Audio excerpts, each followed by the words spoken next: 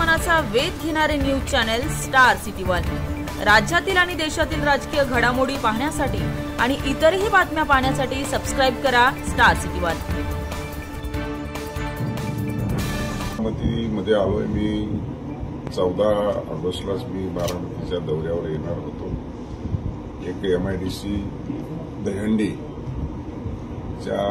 कार्यक्रमाच्या निमित्तानं मला निमंत्रण दिलं होतं। त्या निमित्तानं मी आज बारामतीला दहीहंडीच्या कार्यक्रमामध्ये उपस्थित आहे।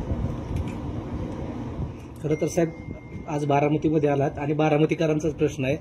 काल रोहित पवारांना उद्देशून अजित पवारांनी जे वक्तव्य केलं, या अगोदर त्यांनी त्या वक्तव्यावरून ते मी असं बोललोच नव्हतं असं अजित पवार बोलले होते। मात्र काल देखील अजित पवार नकळत ते बोलून गेले।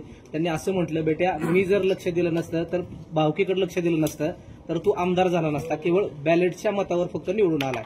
सातत्यानं अजित पवारांकडून अशी वक्तव्य केली जात आहेत।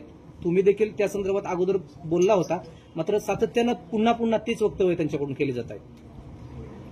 विधानसभेच्या निवडणुकीच्या नंतर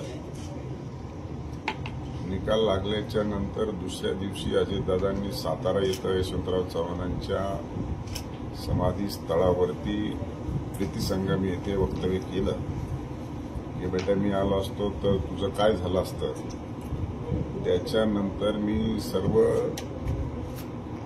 मीडियाला त्या संदर्भामध्ये प्रतिक्रिया दिल्या आणि त्यांनी मीडियाला प्रतिक्रिया दिल्याच्या नंतर तिसऱ्या दिवशी 26 तारखेला